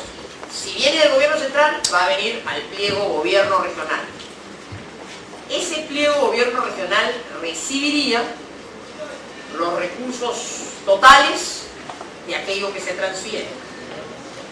Nosotros seríamos de la idea que se hagan transferencias graduales. O sea, yo creo que transferir la totalidad de colegios en un solo momento es bien peligroso. Para comenzar el año 2011 debería ser el año de preparar ese camino. Y si así se hiciera, habría que ver la forma, efectivamente, de redistribuir recursos de la educación, probablemente completar con otros recursos, para poder atender adecuadamente a los colegios de las zonas que menos recursos tienen. Pero la pregunta me parece que supone que son recursos municipales los que se van a destinar, y en realidad no es así. Serían con recursos del gobierno central que pasan al gobierno regional, y el gobierno regional tiene que distribuir para asignarlos a las zonas, como creo que tiene que hacerse a través de las UGELs. Las UGELs son las unidades de gestión local. Entonces, yo pensé que era un UGEL por distrito, pero no. Son 5 o 6 UGELs la de Lima que tienen un conjunto de distritos. Entonces, el presupuesto que viene del gobierno regional tiene que asignarse, ¿no es cierto?, a esta UGEL y a sus requerimientos. De todas maneras, estoy casi convencida que los recursos siempre van a ser insuficientes. Entonces, hay que pensar en algunas cosas de complemento. Por eso les decía, por ejemplo, ¿no?, un programa de educación a distancia a través del Internet. Puede ser un esfuerzo único que hace la municipalidad del gobierno regional y que te permite complementar la educación de las zonas más pobres. Tiene un impacto en los distritos más pobres y se maneja con un solo presupuesto. Creo que hay que encontrar combinaciones de ese tipo, pero aclarando la pregunta, entonces, en realidad realidad va a haber una redistribución de recursos que vienen del gobierno central al gobierno regional, y este gobierno regional tiene que redistribuirlos de una manera que permita cubrir las necesidades del distrito. No serán recursos municipales, porque estos simplemente serían insuficientes. Luego, la pregunta sobre el río Rímac y medio. ¿Cuál era la segunda pregunta? El comercio ambulatorio. Bien. Comercio ambulatorio.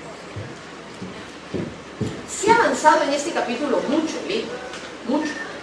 Hay que reconocerle a los alcaldes, al alcalde Andrade particularmente, el esfuerzo que hizo en el centro histórico, primero por recuperar las calles que estaban totalmente tomadas, pero luego por orientar el esfuerzo de los comerciantes hacia un proceso de adquisición de centros comerciales. Este proceso ha sido complementado por el alcalde Castañeda con un buen programa que se llama Capitalizando. Capitalizando es un esfuerzo de crédito, de préstamo con capitalización, fundamentalmente para la adquisición de mercados, adquisición de terrenos en los que se construyen mercados, y por esa vía se va avanzando mucho. Lo que se ha hecho en las Malvinas, por ejemplo, es estupendo, ¿no? Las Malvinas, ahí frente a la Avenida Argentina, colonial, ha sido muy interesante porque ha sido un traslado primero a la zona de las Malvinas y luego una compra, ¿no es cierto?, de mercados en áreas bien grandes, bastante ordenada y bastante positivo en la capitalización. El domingo estuvimos, por ejemplo, con 4 asociaciones, esas sí están todavía en la calle, pero aspiran a lo mismo como proceso. La Asociación de Emolienteros del centro de la ciudad, la Asociación de Choclitos y la Asociación de Chocleros, que son los vendedores de choclo con papas y huevo, ¿no?, en el centro de la ciudad. No me digan que no comen choclo con papa y huevo, que es buenísimo, ¿no es cierto? Yo trabajaba, durante muchos años yo trabajé en el Girón Ica, en el edificio que va en la esquina de la Plaza San Agustín, en la esquina de Ica con Camaná, ahí el champión, ahí tiraba pata, caminando por las calles de Lima. Y abajo del edificio había un vendedor de choclo que era infaltable, bajar a las 6 de la tarde o a las 2 de la tarde cuando me iba a latear por el Palacio de Justicia y comer mi choclito, buenísimo, ¿no? Pero en fin, esta asociación de vendedores informales, todos ellos están francamente en el proceso de ir hacia una mayor estabilidad, ¿no? Yo creo que reclaman eso. Yo creo que la estabilidad jurídica que da un lugar más estable, con promoción, es lo que se ha hecho en los últimos años. Fíjense ustedes la nueva construcción de polvos azules en la Victoria, fíjense ustedes lo que se ha hecho en las Malvinas, es estupendo. Yo creo que se podría hacer mucho más, por parte de las Malvinas se ha hecho con los ferreteros, pero son tiendas, ¿no? Pero cómo se han ido desplazando hacia adentro, en Contumasá, en Chota, en Lampa, que eran zonas todas llenas de vendedores ambulantes de ferretería. Hoy cada uno de ellas ha entrado a tiendas. Entonces, el proceso de orden y de formalización yo creo que atrae mucho al comerciante informal, y creo que en esa dirección hay que seguir trabajando. Junto con eso es muy interesante lo que hay que hacer con mercados. Los mercados, el mercado hoy día tiene una competencia que son los centros comerciales, grandes. Y uno podría haber imaginado se desplazan, no, se reordenan, buscan nuevos objetivos. El otro día, conversando con los comerciantes del mercado central, hemos hablado de un proyecto que es muy dinámico, muy interesante, para que el mercado central, que fue la primera obra de reordenamiento del comerciante de Lima hace más de 40 años, el doctor Bedoya, pueda tener una nueva etapa y una dimensión. De modo que yo creo que la economía Mayén hace que el comerciante ambulante, buscando seguridad jurídica, se capitalice y avance. Y luego, muchas gracias por la pregunta sobre el río Rímac y el medio ambiente. Comenzaré por la del medio ambiente. Los problemas ambientales, ya la exposición los he puesto en Lima, en nuestro plan de gobierno hemos contemplado, son 4. Primero, todo lo que tiene que ver con tratamiento de agua, muy importante, y por eso la importancia que tiene que la Municipalidad de Lima tome control sobre SEDAPAL, tratamiento de aguas servidas, recuperación de los ríos. Tratamiento de aguas servidas, por ejemplo, es fundamental para no seguir regando con agua potable, que es carísima. O sea, destinamos agua potable a regar y dejamos que las aguas servidas no se traten. Eso tiene que hacerse, eso están algunas plantas de tratamiento que Lima debería tomar control. Segundo tema, calidad del aire. Y en el tema de calidad del aire es fundamental todo lo que hagamos en materia de transporte, que es quizás lo que más contamina el aire de la ciudad. Tercero, recuperación de espacios como son las cuencas de los ríos Chillón, Rímac y Lurín. Eso creo que tiene que hacerse sin duda con un proyecto marco que la municipalidad impulse, pero con inversión privada. El alcalde de Comas, por ejemplo, tiene ya una muy interesante propuesta para la recuperación del río Chillón, que puede ser quizás un proyecto piloto muy importante. Durante años se han trabajado proyectos en la recuperación del río Lurín, que tiene que preservarse además la zona como una zona de área verde, y yo creo que puede hacerse con la inversión tan importante que Lurín está teniendo. Estoy segura que habría inversión. Un proyecto como el que les he presentado, el Malecón Checa, que es una inversión público-privada, tiene el impacto que se espera, por ejemplo, en el río Rímac. Son 2,5 kilómetros, pero tendría un impacto muy importante en una zona tan poblada como San Juan de Lurigancho. Y a partir de ahí yo creo que hay que seguir convocando la inversión para poder lograr una recuperación de la ribera del Tondo. Lima es una provincia con 3 valles y 3 cuencas. Hay que recuperar su calidad. Realmente el deterioro que tienen el Chillón y el Rímac es tremendo, pero también el río Lurín. Y hay que impedir que eso siga contaminándose, urbanizándose de manera desordenada y no protegiéndose como zona medio ambiente. Y finalmente, residuos sólidos. Pregunta fundamental. Una ciudad del siglo XXI no puede seguir simplemente acumulando la basura. El relleno sanitario es una respuesta que ha sido a su vez una evolución, pero hoy día es absolutamente insuficiente. ¿Qué hacen las ciudades modernas hoy día? Separan la basura orgánica de la inorgánica. La basura inorgánica, el papel, cartón, etcétera, se recicla. Hay un mercado para eso. Y la basura orgánica se transforma, se industrializa. Desde humus, abonos, hasta hoy día se produce energía. Petramax, que es una de las empresas privadas que está operando, ya está comenzando a caminar hacia el tratamiento de sus rellenos sanitarios para su transformación en energía. Y qué bueno, eso es muy positivo y muy importante. Lo mismo habría que hacer con el relleno sanitario de Lima, que todavía administra la propia ciudad. Los brasileños hace más de 40 años en Curitiba dijeron: la basura no es basura. O sea, la basura puede transformarse y tener valor. Ahora, hay cosas que tenemos que aprender a hacer desde la casa, tenemos que acostumbrarnos. En realidad la segregación debería hacerse en el hogar, como se hace en la mayor parte de ciudades. Te dan una bolsa y tú aprendes a separar lo que es orgánico de lo que es inorgánico. Y por ejemplo, se me decía, los recicladores o microcomercializadores o recogedores de basura podrían tener una actividad mucho más organizada en el recojo de la basura inorgánica, o sea, papel, cartón, lata, todo eso se puede transformar y generar recursos. Entonces yo creo que este negocio, voy a llamarlo así, esta actividad empresarial a partir de la basura debería ordenarse y tener oportunidades. Y finalmente déjenme decirles, para quienes les gusta el tema del medio ambiente, como ustedes saben, hoy día en el mundo el tratamiento ambiental genera recursos, no es un costo, no es una inversión, genera recursos. El llamado mercado de desarrollo limpio o de bonos de carbono es fundamental en todos estos proyectos. Estoy segura que Lima y los empresarios privados que ingresen en ese campo van a poder recibir, mediante proyectos bien concebidos. El FONAM nos lo decía el otro día en una reunión, bonos de carbono. O sea, vamos a poder mejorar el tratamiento de nuestros residuos y la recuperación de nuestros valles y ganar dinero.